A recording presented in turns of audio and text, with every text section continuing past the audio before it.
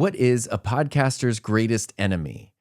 You might say harsh online criticism or serious insecurity and those fun things, but a more practical answer would be echo and background noise in your physical space. So before we jump into the production of your podcast, let's take a little bit of time to talk about where you're going to be recording your show. Even if you've already got an amazing studio situation all set up, there will probably be a few tidbits you can take away to still help things sound even better. Everybody, when it comes to podcasting, has to start from somewhere. So step one is to find a place where you can record your show that's as consistently quiet as possible. Because even if you have a nice microphone or a good recorder and you've developed that great script and you've got those great interview questions, when you sit down and somebody turns on a lawnmower or a dog starts barking or it sounds like you're in a cathedral because there's so much echo and reverb happening, those things can all be really distracting for your listener. Now, unfortunately, the reality of the world is that some things are just out of our control. So you might need to accommodate reality and adjust your recording schedule to suit your environment so that you're able to create your show when things are as quiet as possible. And that's kind of the big thing here you might notice is quiet. You want things to be quiet, except for you. You want to be, not quiet on your podcast. Fortunately, there are things though that are in your control. Reverb and echo, like I mentioned, are usually the number one enemy of the mighty podcaster. Sound waves basically just bouncing off of hard surfaces and reflecting everywhere can create a really funky sounding show. There are tools to deal with this, but some are more effective and more practical than others. You do not need to go just buy a whole bunch of egg crate foam and just pad your entire space. That is usually pretty unnecessary. Just be aware that soft surfaces, things like carpets and rugs and even some like furniture and decor, those are all things that can help stop those echoes and those sound waves from bouncing around and reverberating and causing those unpleasant reflections. Sound treating foam can help if it's placed effectively and strategically. You don't need to line every square inch. The space that I'm in right now does have a lot of hard surfaces, even the desk that's in front of me, but there's also a lot of stuff in here. And so while that can sometimes create reflections, it also sort of stops sound waves from bouncing around. I do have two strategically placed acoustic panels, one on the wall directly in front of me, so that way these sound waves that I'm sending this way don't just bounce back at me, and another one on the ceiling above me, just because I found that in this space, things were hitting that wall and kind of bouncing up and reflecting down. And so by just putting sound panels in those two spots, I significantly reduced the amount of reflections and reverb happening in this space. These are just sound panels, by the way, from a company called Acoustic. I am not associated with them in any way, but I found them to be more effective than just like the cheap foam you find on Amazon or wherever. That can sometimes be helpful, but I really like these because they were still relatively affordable. They are super high quality. I've had them for years at this point, and you can get them in different sizes and colors. So you can totally customize how you want them to look, what size, shape, color, everything you want them to be. So the one in front of me here is white because I wanted light to still be able to reflect it without casting a color. And the one above me up in the ceiling is blue because, believe it or not, I like blue. I know that might not be super obvious from the way everything looks on here, but don't panic because panels aren't the only way to go. You can hang things like blankets, those like kind of blue moving blankets, you usually get in like U-Haul trucks. Those are really great for like stopping sound and stopping reflections. You can invest in dedicated sound blankets, which are a little more heavy duty, and those can really help stop sound. Finding ways to hang or place blankets in front of doors or over windows where sound can really sneak in can make a huge difference in the overall sound quality of your space. You're not trying to eliminate all sound. You're not trying to create an anechoic chamber, one of those places where there's just anechoic. You're not trying to eliminate all sound in existence. If it's just a voice that's super, super isolated because there's zero reflections and zero reverb, that can also sound really unnatural and distracting. You're just trying to reduce unnatural echo and reverb as much as possible. There are also noise cancellation and audio repair tools which have made huge leaps in quality in recent years. So when you do have something recorded, if it does sound funky, there are ways to fix that with your software. But as we'll talk about later on when we get into the editing section, I don't think it's a good idea to rely on those from the get-go. Like if you need them because you've already recorded something, you can't redo it, and you have to make it work with what you got, then those tools can be really helpful. Generally, I think it's really a good idea to dial things in as good as possible while you're actually recording. Like get it right or as close to right as possible.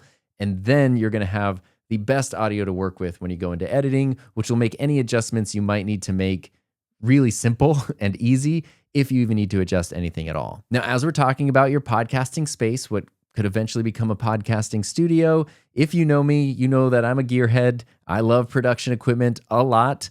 So it might surprise you that I'm not recommending you go out and buy a whole bunch of new stuff right away for your show.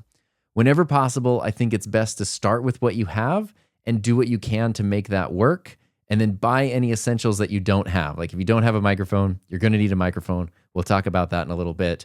But give it some time. Start with what you have. Give it some time. See how your space works. And then your unique needs will become apparent, and you'll know where the best ways to invest your budget will be from there. If you're doing an audio-only podcast, that makes things so much simpler, because if you don't have a dedicated podcasting space, you just have so many simple options for great sound treatment, because you don't need to worry about them also looking good or not looking good on camera. It might not be the most comfortable place in the world, but if you're stuck when it comes to locations and you're doing an audio-only podcast, a small closet filled with clothing is like the perfect sound booth. You would be surprised at how awesome your sound will be when you record your voice in a closet that has a lot of clothing. Those things just absorb all the reflections, all the sound waves, but there's still enough space so it doesn't sound unnatural. Probably more than you realize. If you've listened to a lot of podcasts, you were listening to someone who was recording in a closet at some point. The same thing can be true with a car, which can also be an amazing place to record your podcast. Depending on the shape of your car, they can cause kind of like reflections and reverb to happen. So if you find yourself kind of short on space, or just the limitations of your life situation don't let you have a dedicated podcasting studio, a car might be the way to go. Now, we will talk about equipment in the production section of the course, but for now, as we're talking about setting up your physical space, the big thing to kind of focus on are just the basics, right? Now, I know this isn't possible for everyone, but if you do have the ability to leave things set up, it's really going to make your life easier. Even if your podcasting setup is simple, it's just a USB microphone and a laptop or something like this, one microphone and one recorder. If you can leave these things set up, if you can do anything to reduce the amount of friction between having an idea, wanting to record, and actually being able to press the record button, then that's only going to make things better. So if you have to set everything up from scratch every single time, it does become a hassle pretty quickly. It's one more thing on your list. It's not just, oh, I want to record my podcast, but then I got to set everything up. And that makes it kind of easier to just not record your podcast, to say, I'll do that tomorrow, or I'll just skip this week's episode. And then you skip 2 weeks, 3 weeks, and then your podcast kind of fades out. So I have found that the more you can leave things set up, so that way it's just push button, press record, you're ready to go, the easier it's going to be to then keep recording, and you're going to be able to kind of keep your show going. And it's not going to feel like a huge hassle every time you have to make an episode, because you have to build everything from scratch every single time. Remember that wherever you're recording, it's probably an environment that you're used to. It's probably your house, your office, your car, your closet, whatever. It's probably something where you've become really used to the sounds that just exist there all the time. You might not even notice them anymore. I've been to people's houses where like their smoke detector is chirping because the battery is low. So like every 60 seconds it does a chirp, and there's like multiple people living in the house and they don't notice the sound anymore. They've just gotten used to it. You don't want to record a podcast where there's a chirping every 60 seconds in the background. So things like that you don't notice. You live by an airport, you don't notice the sound of airplanes anymore, but it's picking up on the episode. You're used to your dog barking from sunup to sundown every day, and you don't even pay attention to it anymore, but that's gonna be very distracting to listeners on your show. Really kind of remove yourself from yourself, put yourself in the seat of a listener, maybe do a test recording and see what it sounds like to someone who's never heard something in that environment before. Do you notice anything that stands out as being distracting? And is there anything you can do to make that less distracting? So as you're figuring out where you're going to record your show, a really important thing is that even if you're not a professional studio, even if you don't have all that professional gear, just make sure that you're doing everything in your power to provide the best listening experience possible for your audience. Just like everything else, this will evolve over time. You're probably going to notice an improvement in audio quality from episode 1 to episode 100. Again, like it's just something that happens over time, but you still want to make sure you're doing everything you can to start off as strong as possible. Now, even though I've been focusing a lot on audio because I think audio is still the most important component to a podcast experience, If you're doing a video podcast, pretty much all these same principles apply. They're just a little more inconvenient. You still need to figure out sound treatment solutions in your space, but now you have to be more aware of what things look like on camera. It needs to look good, not just sound good. And there's always that balance between visuals and audio. But I strongly encourage you that if you have to choose one over the other, if it's like I can use sound blankets and get really good sound, but then the sound blanket's going to be visible on camera and I don't know if I like how that looks, use the sound blanket. If you need to choose between video and audio, prioritize audio first. It sounds super strange. I say this all the time, but people will stick with something that looks bad and sounds good a lot longer than they will something that looks good and sounds bad. And realistically, when it comes to video podcasts, even though I know you put your heart and soul into it, most people aren't glued to the screen the entire time. They usually have it on in the background and then kind of glance over to the screen from time to time. So focusing on improving the audio experience is still going to benefit the video podcast viewer.